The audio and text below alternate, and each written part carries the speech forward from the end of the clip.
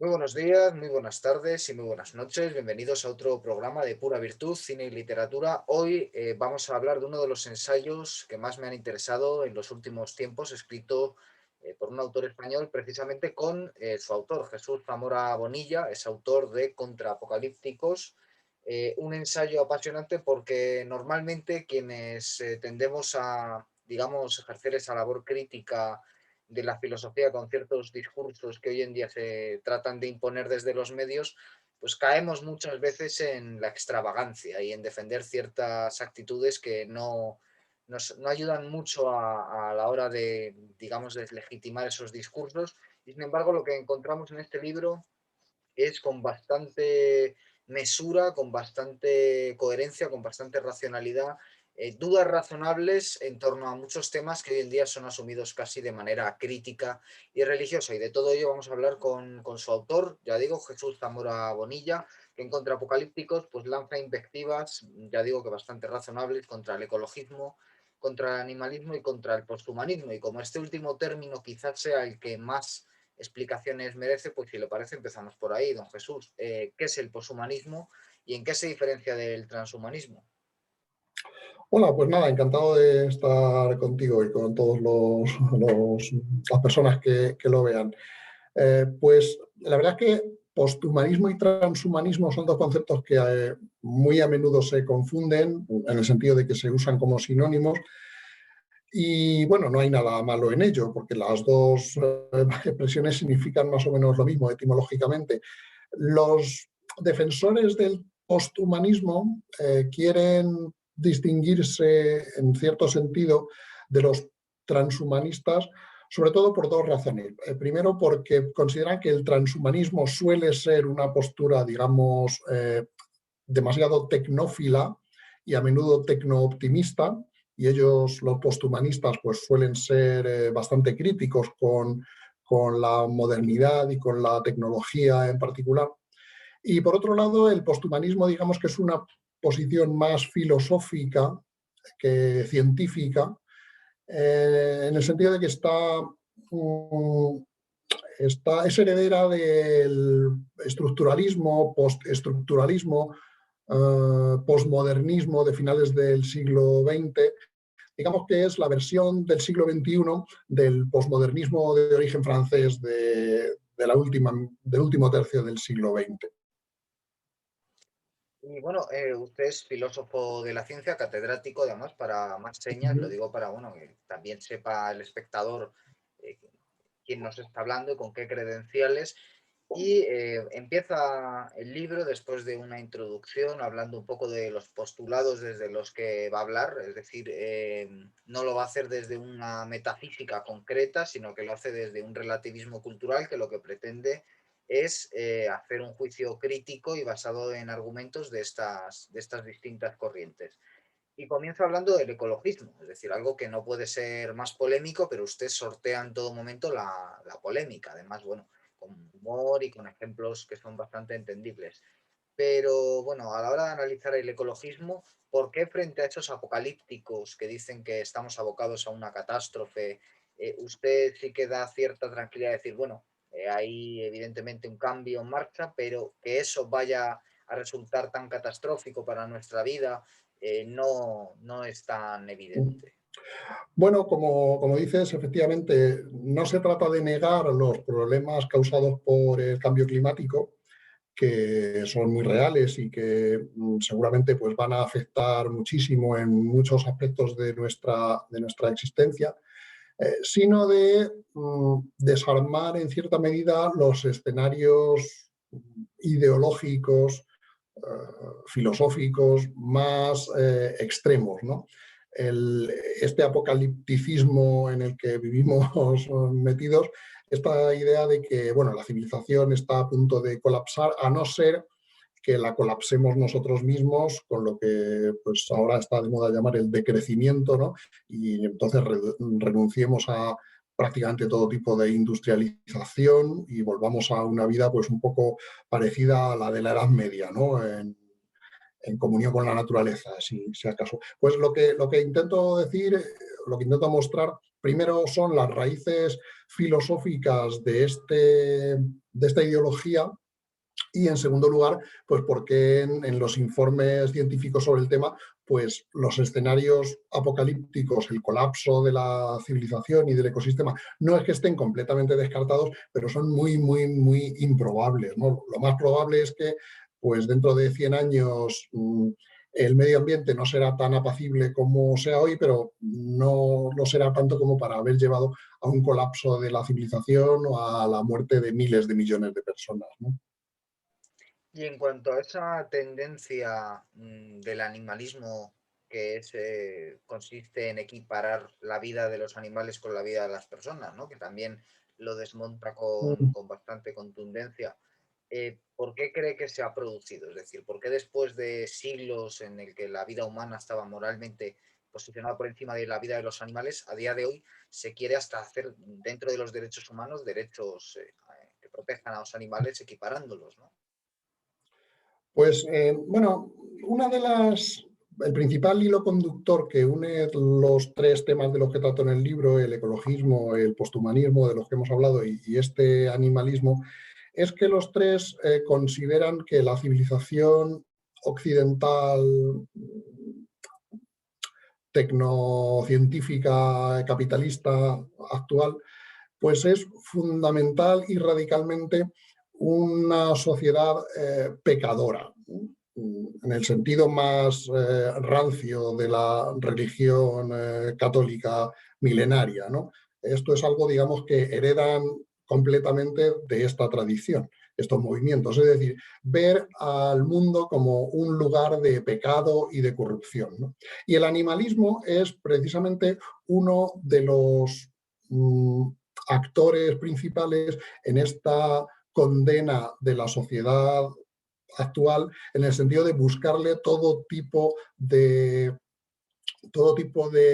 culpas por las que podría ser no solo causante del apocalipsis, sino, como digo alguna vez en el libro, merecedora del apocalipsis, ¿no? Lo que intentan estos movimientos es decir, no solo que el mundo está a punto de acabarse, sino que nos merecemos que se acabe porque somos muy malos, somos muy pecadores, ¿no? Y se supone que lo que estamos haciendo con los animales, pues es parte de esta ibris, por decirlo con el término de los clásicos griegos, esta ibris, esta soberbia que pone al ser humano por encima de lo demás, ¿no? Y hay unas páginas muy interesantes cuando está hablando del poshumanismo en las que menciona, bueno, la definición que hace Nietzsche de superhombre. Y dice que, bueno, esa definición no es muy clara, lo que él considera positivamente, digamos, como superhombre, pero que sin embargo sí es bastante claro qué considera negativamente, es decir, por diferenciación. Y un poco lo que él considera el estadio previo al superhombre y aquello de lo que se diferencia el superhombre sería pues un poco la vida que podríamos aspirar a llevar en las sociedades desarrolladas todos, una vida no sé si calificar de burguesa o de clase media, pero en definitiva una vida podríamos decir pues dedicada al trabajo y dedicada a la vida familiar, etcétera. Eso a él le parece insuficiente y le quería preguntar hasta qué punto esa especie de ansia de absoluto, cuasi religiosa, que late en el superhombre, que es alguien que aspira a algo superior y que en buena medida está detrás de los totalitarismos y de otros movimientos, no late también detrás de estos tres movimientos que son los que hilan el libro, ¿no? El ecologismo, el animalismo y el poshumanismo. Es decir, hasta qué punto el hombre les parece algo insuficiente o hay incluso, podríamos decir, un deseo totalitario de albergar un hombre nuevo, porque el que a día de hoy conocemos les parece insuficiente a cada uno por una razón. Sí, en efecto, yo creo que Nietzsche es posiblemente el filósofo más influyente dentro de todos estos movimientos. No es que sea el único, digamos, Nietzsche es representativo de todo un movimiento que posiblemente surge en la segunda mitad de la Ilustración, en la segunda mitad del siglo XVIII, con Rousseau, quizás sería el autor más destacado en este sentido, y luego que da lugar a todo el movimiento romántico, ¿no? Que es un movimiento que siente miedo hacia el progreso que ha traído la racionalidad, la ciencia y el positivismo e intenta refugiarse en ciertas posturas que posiblemente pues, tengan una base, como dices, religiosa, mitológica o irracional, en el sentido de que va más allá de la razón o que es distinto de la racionalidad científica, ¿no? Eh, Quizá algunas de estas posturas han dado lugar a ciertos totalitarismos, pero yo no creo que el totalitarismo me parece que es un fenómeno transversal a estas ideas, ¿no? Por ejemplo, no, el totalitarismo fascistas quizá sí sea sí esté más influido por este tipo de ideas filosóficas nietzscheanas antirracionalistas, pero por ejemplo el totalitarismo marxista es todo lo contrario, es fruto del pensamiento de la corriente más racionalista y positivista de la filosofía del siglo XIX, ¿no? Lo que pretendía Marx era hacer una ciencia de la sociedad, no superando todo tipo de posturas metafísicas y religiosas, ¿no? Yo creo que el riesgo del totalitarismo, o por lo menos del intento de crear una sociedad que limite la libertad, pues viene por todas las ideologías filosóficas, no solo por unas cuantas, ¿no? Y precisamente otro de los capítulos que a mí me han resultado de más interés del libro es cuando habla de Thomas Malthus, ¿no? Un reverendo que quizás no suene muy familiar al espectador ahora mismo, y que él postulaba, bueno, que con el actual desarrollo, bueno, con el desarrollo de su época de la población humana y la cantidad de recursos que había, el colapso era inminente. Y usted cuenta cómo ese colapso luego lo han ido actualizando, esa posibilidad del colapso, pues tantos otros personajes dedicados a los estudios de la población y de los recursos, y sin embargo nunca se ha cumplido, y a pesar de que han pasado los siglos, porque si no me equivoco esto ocurre en el siglo XVIII, a día de hoy todavía hay férreos malthusianos, algunos incluso en posiciones de importancia, y hasta organizaciones internacionales parecen compartir estos postulados. Un poco para explicarle al espectador en qué consiste y sobre todo por qué ha quedado eso desacreditado científicamente. Bueno, no es un asunto, digamos, que esté completamente cerrado desde el punto de vista científico, ¿no? Yo creo que más bien no tenemos datos suficientes como para aceptar estas tesis, que es lo que ahora llamarían los colapsistas, ¿no? Malthus escribe a finales del siglo XVIII y se refiere sobre todo, bueno, es lo que tiene en común Malthus con estas modernas corrientes es por así decir, el miedo a la tecnología, ¿no? El hecho de que el progreso tecnológico hace avanzar y multiplicarse a los seres humanos, tanto en el puro número, en la población, los miles de millones de personas que somos, como en lo que afectamos al medio ambiente a través de nuestra tecnología, ¿no? Eh, y digo que la tecnología y el capitalismo también, aunque bueno, el comunismo también intentó más o menos lo mismo porque procede de la misma raíz de la revolución industrial, ¿no? Pues estas corrientes lo que hacen es intentar, según los colapsistas, están llevando a los límites la capacidad del ecosistema, ¿no? La capacidad del ecosistema para sostener el crecimiento de la población, ¿no? Hace justo ahora 50 años se publicó el estudio más famoso de esta corriente, el conocido libro llamado Los límites del crecimiento, ¿no? que preveía que más o menos por esta época del siglo XXI, en el primer tercio del siglo XXI, pues iba a colapsar completamente la producción de alimentos, la polución iba a ser tan venenosa que iba a empezar a millones y millones de personas. Y ahora, pues, están reviviendo todos estos estudios siempre con la idea de que el progreso técnico y económico es muy peligroso, puede ir contra los límites físicos del planeta y si no ponemos remedio, pues vamos a morir en gran proporción los seres humanos simplemente por falta de alimentos o por subida de las temperaturas o por cualquier otro tipo de catástrofe, ¿no? Luego, por volver un momento al tema de Nietzsche, usted sigue a uno de sus grandes discípulos, que es Michel Foucault, y claro, habla de cómo el posmodernismo un poco se relaciona con el irracionalismo, es decir, ese rechazo a la razón. Y quisiera preguntarle un poco por ese término filosófico de posmodernidad o posmodernismo, que a veces es tan difícil de definir y sobre todo cómo se relaciona con la irracionalidad y por qué coge también desde un punto de vista neorromántico a personajes relacionados con la locura y con otro tipo de posiciones excéntricas en la sociedad y les quiere dar ese papel protagónico. Bueno, la posmodernidad quizá no sea un concepto totalmente definido y nítido, sino que posiblemente más bien es una etiqueta para catalogar a todo un conjunto de movimientos que surgieron pues, aproximadamente en el último tercio, en el último cuarto del siglo XX, principalmente por la influencia de filósofos franceses, pero bueno, no únicamente, y tuvo mucho éxito precisamente en Estados Unidos, que es posiblemente de donde, por lo que ha tenido más influencia en el resto del mundo, no tanto por los propios filósofos franceses.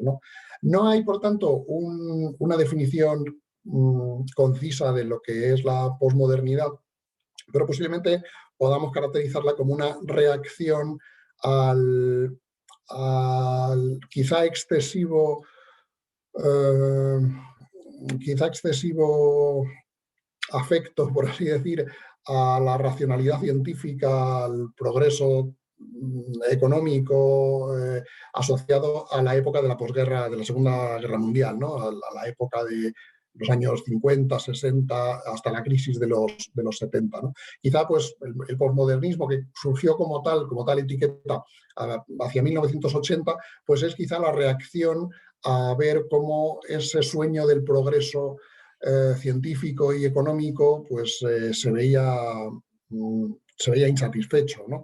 Eh, eso sí, el posmodernismo, por supuesto, no todos los autores de esta corriente piensan exactamente lo mismo, pero muchos de ellos están caracterizados por una crítica, desde mi punto de vista, demasiado severa de la racionalidad científica y en este sentido, pues sí es verdad que cayeron en un cierto relativismo epistémico, es decir, en el sentido de que no existe conocimiento objetivo, sino que todo son creencias y no vale más que las opiniones. Y de ahí viene también el concepto de postverdad, que fue muy famoso pues, en la primera década de este siglo. ¿No? En esa misma época surge el posthumanismo del que hablábamos antes, que quizá pueda caracterizarse como una especie de miedo que tuvieron algunos autores de la corriente posmoderna a que este extremo relativismo, en el que pues, no solo la verdad, sino también el bien y el mal eran puras construcciones sociales, pues si admitimos que el bien y el mal son puras construcciones sociales, estos autores pensaban que nos quedábamos sin argumentos para defender a las víctimas de los males de nuestro tiempo, ¿no? Pues las minorías, las mujeres, los oprimidos, proletariado, etcétera, etcétera. ¿No? Entonces el posmodernismo lo defino en algún lugar del libro como una especie de lo que resulta cuando al posmodernismo el posthumanismo se define como lo que le queda al posmodernismo cuando se le quita el relativismo moral, ¿no? Y se le añade la idea de que sí que existen buenos y malos en la historia, ¿no? Y que el filósofo tiene que posicionarse a favor de los buenos y en contra de los malos. Cosa que el posmodernismo pues, no dejaba herramientas para hacerlo por culpa de este relativismo, como digo. Y después, ahora que he mencionado el término posverdad, eso lo relaciona con las famosas fake news que están tan a la orden del día. ¿Y hasta qué punto esa concepción a la que también ha hecho ahora referencia de que no hay una sola verdad, no hay una sola realidad, sino que todos son una suma de percepciones y de que, bueno, pues si usted y yo vemos ahora pasar un perro por aquí por la pantalla y yo digo que es verde y usted dice que es marrón, pues podríamos decir, siguiendo estos postulados, que no habría una verdad, sino que cada uno lo habríamos percibido de una manera, independientemente del color que realmente tuviera el perro, etcétera. ¿Hasta qué punto eso no puede acabar destruyendo un poco la forma de interacción de los humanos, es decir, la propia comunicación? Porque Otra cuestión relacionada es, por ejemplo, filósofos como Deleuze, que quieren reducirlo todo a cuestiones lingüísticas, es decir, que al final el lenguaje no puede ponerle nombre real a las cosas, sino que es como una sombra de una sombra y entonces, claro, esto cuando cristaliza a la hora de informar, como hace el periodismo, pues acaban ocurriendo aberraciones como las fake news, ¿no?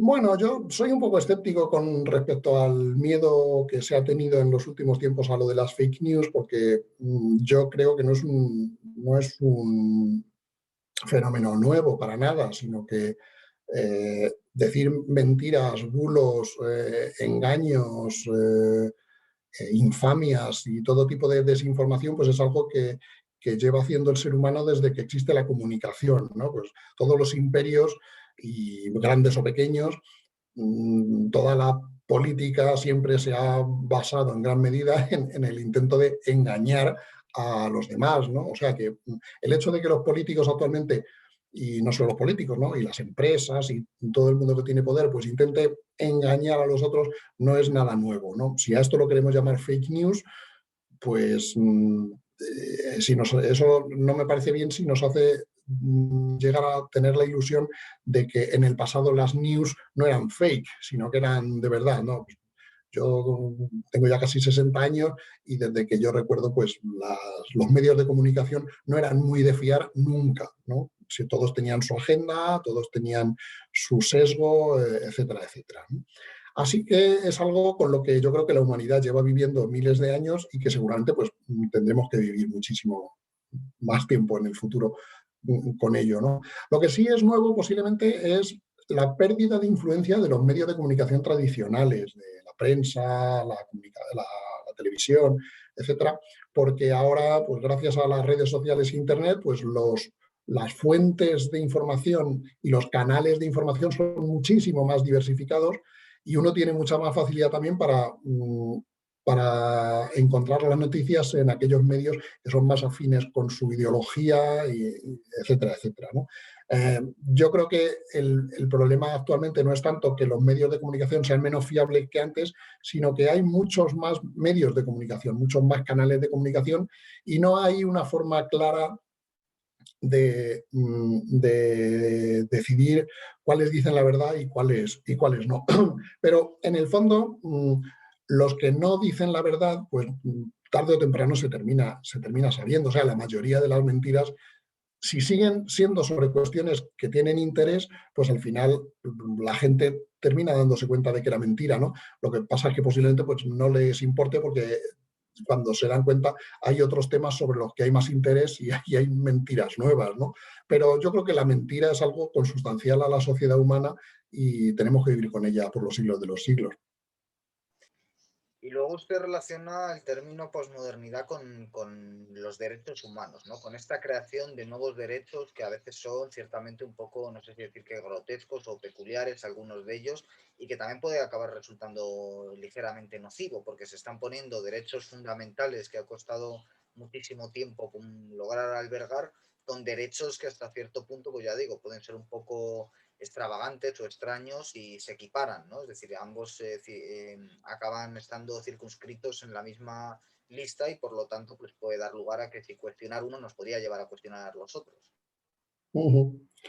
Sí, efectivamente. Lo que vengo a decir es que quizá por el propio progreso económico y social, el hecho de que tenemos la mayoría de nuestras necesidades resueltas y cosas que son derechos muy importantes como la educación, la sanidad, la alimentación, pues ya están relativamente satisfechos para una gran parte de la población, pues con el fin quizá de sentir que nuestra vida es más importante, pues nos inventamos luchas por derechos que objetivamente son menos importantes que estos, ¿no? Y entonces, pues casi más que luchar por derechos para, para universalizarlos a toda la población, que era lo que, digamos, desde la perspectiva ilustrada se pretendía, ¿no?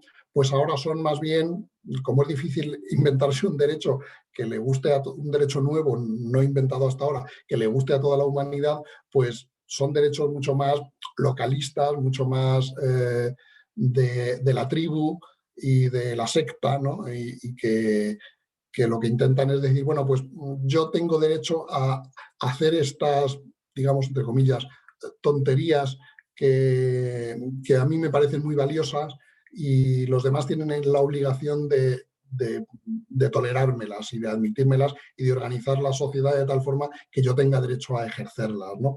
Esto es verdad que puede llevar a una dinámica peligrosa, pero tiendo a pensar también, como en el caso de la verdad y la mentira, que son cuestiones que por su propia inercia, pues terminará viéndose en cada uno de los casos que es más o menos imposible eh, universalizarlos como se pretendía con con los derechos de primera generación, por así decirlo. Y por lo tanto, son temas que seguramente estarán más sometidos al dictado de las modas que a una tendencia histórica o filosófica muy clara, ¿no? Hace algunos meses aquí en el programa tuvimos a Fernando Broncano y bueno, cuando le estaba entrevistando llegó un punto en el que empecé a hablar pues de cuestiones que a veces se nos va un poco la imaginación sobre el avance tecnológico en las próximas décadas pues hacia la realidad virtual y otra serie de asuntos. Y un poco la respuesta que él me dio, que era bastante escéptica y que me vino a decir un poco que eso está muy bien para las películas, pero que aquí pues estaba un poco fuera, me vino a la mente también leyendo el capítulo que usted le dedica a la realidad virtual, ¿no? Y a todas esas especulaciones que hacemos también un tanto peliculeras en torno a los avances científicos. Entonces, bueno, en calidad de filósofo de la ciencia, quisiera preguntarle sobre todas estas avances de, ya digo, realidad virtual y de otra serie de cuestiones que nos hacen ver a veces como inminentes, que nunca terminan de llegar y que, bueno, nos pueden llegar a semejarnos un poco como a ese Stanley Kubrick que pensaba que en 2001 íbamos a estar viajando hacia Júpiter y, sin embargo, pues aquí estamos, ¿no? Bueno, con respecto al progreso tecnológico, hay dos tendencias que se contraponen y se equilibran hasta cierto punto, ¿no? Una es la de los tecno-optimistas, ¿no? Los que tienen la idea de que, bueno, el próximo, cada uno de los próximos desarrollos tecnológicos va a cambiar la sociedad radicalmente y esto nos va a conducir a la utopía. Y están los tecnopesimistas, ¿no? Que piensan lo contrario, ¿no? Que cada uno de estos progresos pues, es un clavo más en el ataúd de la humanidad, ¿no? Yo ahí pienso que ninguno de los dos tiene razón, que el progreso ha sido tremendo, el progreso tecnocientífico en los últimos 2 o 3 siglos, y seguramente lo seguirá siendo en los próximos siglos también, pero igual que no nos hemos muerto en estos 3 siglos de progreso, pues tampoco nos moriremos en los 3 siguientes. Y exactamente igual que no, hombre, vivimos mejor, pero no somos mucho más felices ahora mismo que hace 200 años, pues seguramente nuestros descendientes de dentro de 2 o 3 siglos, aunque tengan posibilidades técnicas muy superiores a las nuestras, pues tampoco serán muchísimo más felices que nosotros, ¿no? Esto de la realidad virtual, estoy pensando que de hecho es algo eh, que ya tenemos. Y pensar en algo tan simple como, bueno, simple para nosotros, como el cine y la televisión, ¿no?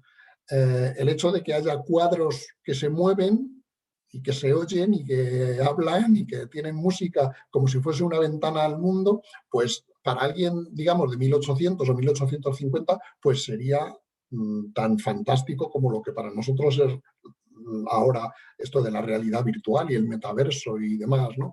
Eh, ¿En qué se ha convertido la sociedad gracias a tener estos medios audiovisuales, el cine, la televisión, los vídeos? Bueno, pues por supuesto hay muchísimas cosas que antes no existían.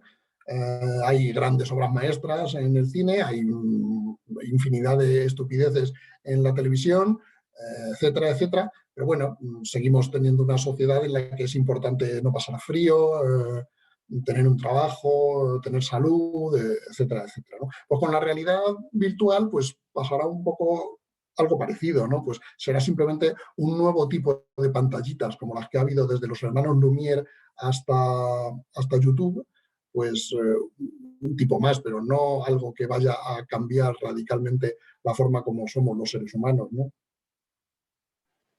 Alguien que ha recomendado con bastante entusiasmo su libro es Javier Gomá, el filósofo Javier Gomá, que hace poco pude asistir a una conferencia que daba y lanzaba una pregunta al público que a mí me ha estado rondando también durante la lectura del libro, ¿no? Él preguntaba, bueno, a estas personas que son tan críticas con nuestro tiempo, yo les preguntaría por qué época del pasado se cambiarían, es decir, a qué tiempo entonces les gustaría viajar, por qué personaje histórico les gustaría cambiarse. Y entonces, bueno, lo que quiero preguntarle a raíz de esto es si podríamos considerar que aunque vivimos en un tiempo imperfecto, vivimos en el mejor de los tiempos posibles, por lo menos en el mundo civilizado, o si, aunque no, algo no tan grueso, pero sí por lo menos que no hay tantas razones para quejarnos como muchas veces pareciera viendo ciertas actividades o actitudes culturales. Hombre, el mejor de los mundos posibles no diría yo que es, pero casi sin ninguna duda el mejor de los mundos o de las sociedades que han existido hasta ahora. El mejor por lo menos en el sentido del mayor nivel de bienestar, mayor garantía de respeto a los derechos de las personas, mayor salud, mejor alimentación, mejor educación. Posiblemente no ha habido ninguna época parecida a las nuestras, incluso menor grado de violencia tanto civil como bélica. O sea, yo creo que en ese sentido vivimos en la mejor época de la historia. ¿Será el futuro tan bueno como es el presente, por lo menos para los países más desarrollados y la población en mejor situación? Que bueno, que en los países más desarrollados pues es la inmensa mayoría. ¿Será el futuro mucho mejor? Bueno, pues yo creo que en parte, en gran medida sí, porque pues la sanidad seguirá mejorando, la educación seguirá mejorando, la gente ganará más dinero, podrá tener mejores cachivaches, etcétera, pero quizá no progresemos demasiado. Quizá los que vivan dentro de 1000 años vivan mejor que nosotros, pero no estén tan mejor que nosotros como nosotros estamos con respecto a los que vivían hace 1000 años, ¿no? Creo yo. Recordaba también, leyendo su libro, otro del año 2016 de José Luis Pardo, que se llamaba Estudios del Malestar, donde él analizaba un poco pues el populismo español en términos ideológicos. Y él acababa diagnosticando que había una cierta nostalgia del absoluto. Y yo, claro, leyendo su libro, también me daba la sensación un poco, viendo pues las críticas que hace al ecologismo, al animalismo y al poshumanismo, que en el fondo también son muchas veces corrientes que tienen esa nostalgia de la autenticidad, más que del absoluto, ¿no? Esa especie de vivimos en un estilo de vida inauténtico, haciendo ese paralelismo también con el pecado, ¿no? Con esas ideas. Y entonces lo que debemos hacer es una especie de depuración o de sacrificio, ¿no? También en esto podríamos hablar de René Girard, un filósofo francés que decía que, bueno, que es la primera sociedad que vive sin sacrificio y que por lo tanto pero en el sentido literal, ¿no? De sacrificar animales o sacrificar personas. Él incluso lo relacionaba con los totalitarismos del siglo XX y esa búsqueda del chivo expiatorio como un volver a reinstaurar el sacrificio. Y claro, eso no sé si a lo mejor es ir demasiado lejos, pero sí que creo que se podría decir que ese malestar que también hay detrás de esos movimientos podría tener que ver con esa nostalgia de la autenticidad. Y en ese caso, yo quisiera preguntarle, porque claro, en su libro hay como una serenidad, diría yo, analizando todos esos movimientos que a mí me parecía encomiable, ¿no? Porque normalmente cuando uno lee un libro que es crítico con ciertas corrientes, pues yo enseguida ya estoy esperando que me vendan algo a cambio, ¿no? Que de pronto el autor me diga, ah, pero a cambio yo tengo lo que sí es verdadero. Y sin embargo usted no se mete en eso, sino que respeta un poco también la libertad del lector para tener sus propias convicciones y lo único que hace es un poco decir, bueno, que esas convicciones pues que se queden en un ámbito más privado, ¿no? Que no se quiera imponer a otras personas como si quieren hacer estos movimientos que usted analiza. ¿Cuál es la pregunta? Perdona, que no Sí, me enteré. mira, la pregunta por sintetizar sería un poco si está de acuerdo en esta idea de que hay una nostalgia de la autenticidad en estos tres movimientos que usted analiza y en ese caso un poco cómo se vería esa nostalgia de la autenticidad, es decir, de qué forma se adaptaría a cada uno de los tres críticas que hay en estos movimientos. Sí, sí, totalmente de acuerdo. Está en relación con lo que comentaba al principio de la idea de que vivimos en una sociedad pecaminosa, ¿no? Y entonces tenemos que ser puros, ¿no? Y es otra forma de decir esto de la autenticidad. A mí, desde luego, me da mucho miedo cualquier búsqueda de la autenticidad, pero sobre todo, en general, a menudo, más que miedo, lo que me produce es un aburrimiento tremendo. O sea, una vida, o sea, si la sociedad estuviese organizada de acuerdo como quien piensa algo sobre cómo organizar la sociedad, pues sería una sociedad muy, muy, muy aburrida y que no dejaría prácticamente libertad para pensar de otra manera y para actuar de otra manera. Yo creo que la ventaja de la sociedad real sobre las sociedades imaginarias de todas estas sectas, podríamos llamar, que incluyen, bueno, desde el totalitarismo de los nazis o de los soviéticos hasta el ultraliberalismo, que también es una secta que intenta eh, transmitir la buena nueva a la sociedad, ¿no? Lo bueno yo creo que tiene la sociedad real es que es un ente infinitamente más complejo que cualquiera de las ideas con las cuales nosotros intentamos comprenderlo y domesticarlo, por así decir, ¿no? Y entonces, todas estas ideas sobre cómo reducir la complejidad social a algo que sea susceptible de ser manejado por nuestros sistemas de conceptos, pues están encaminados al fracaso, ¿no? Decía una persona poco, poco sospechosa del liberalismo, como en el buen sentido del liberalismo, como Mao Zedong, ¿no? Que florezcan mil flores, ¿no? Pues yo creo que en eso tenía razón, ¿no? Lo bueno de la sociedad es dejar que florezcan mil flores, que haya sitios donde se vive de una manera, sitios donde se vive de otra, calles donde pasen unas cosas, calles donde pasen otras, libros donde se escriban unas cosas, libros donde se escriban las contrarias, y a partir de ahí pues van surgiendo las novedades que son las que hacen que llevemos varios siglos viviendo cada vez mejor, ¿no? Y bueno, ya por último, por cerrar la entrevista con algo que también trata al final del libro, se han tratado de poner muchas etiquetas a nuestro tiempo, ¿no? Ahora están saliendo muchos libros que hablan, pues, que si edad de la ira, edad de la posverdad, es decir, hay cierta tendencia a ponerle un nombre.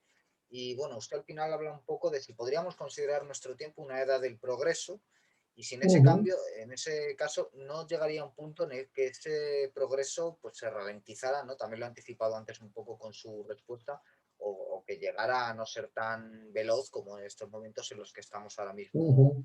ahora mismo inmersos. Entonces, ¿cuál sería un poco esa perspectiva especulando, ya entrando en el terreno de la especulación a largo plazo en esta era o edad del progreso? Uh-huh. Bueno, que vivimos en una edad del progreso, yo creo que no es algo, no es una conjetura, yo creo que es un hecho, de los pocos hechos ciertos que hay en la historia, ¿no? Eh, Otra cosa es que sea un progreso en todos los aspectos por igual, que no haya aspectos que hayan empeorado, etcétera. Pero desde el punto de vista económico, tecnológico, científico, sanitario, etcétera, etcétera, pues llevamos aproximadamente 2 o 3 siglos en los que el progreso es no solo indudable, sino que es la clave que hace funcionar la sociedad. Es decir, casi todo lo que hacemos lo hacemos para contribuir al progreso, con el fin de contribuir al progreso, con el fin de que las generaciones que nos sean, las generaciones de nuestros hijos, nuestros nietos. Esto se ha fundamentado principalmente en la revolución científica, ¿no? Y en la revolución industrial, que es la que ha permitido pues, domesticar la fuerza de la naturaleza para que consigamos hacer cosas que para la gente de hace 500 años eran completamente impensables, ¿no? Ha contribuido a ello también el capitalismo y la democracia liberal, aunque bueno, también es posible el progreso, ha sido posible el progreso económico con otros regímenes, ¿no? Eh, pero la cuestión, o sea, esto no es especulativo, lo que es especulativo es hasta cuánto va a durar, ¿no? Digamos que aquí hay tres tendencias. Una que es la de que, bueno, esto es algo que va hacia el infinito, y esta es a la que se apuntan más los transhumanistas, ¿no? Y entonces el mundo de dentro de miles de años será irreconocible para bien, ¿no? Porque los humanos habremos mejorado tanto, habremos resuelto todos los problemas económicos, ecológicos, etcétera, etcétera, que ya seremos una especie distinta, ¿no? Seremos dioses prácticamente. Otra estrategia es la del decrecimiento, la de que, bueno, estamos, como decía al principio, presionando demasiado los límites físicos del ecosistema y entonces la única forma de asegurarnos la supervivencia es reducir nuestro nivel de bienestar económico, por así decir, y vivir de una forma más parecida a como vivían nuestros bisabuelos, tatarabuelos. Y lo que yo opino es que posiblemente no vayamos a ninguno de los dos escenarios, sino que seguramente el progreso tecnocientífico se va a reducir por su propia naturaleza, es decir, porque cada vez queden menos cosas que descubrir y menos cosas importantes que inventar, ¿no?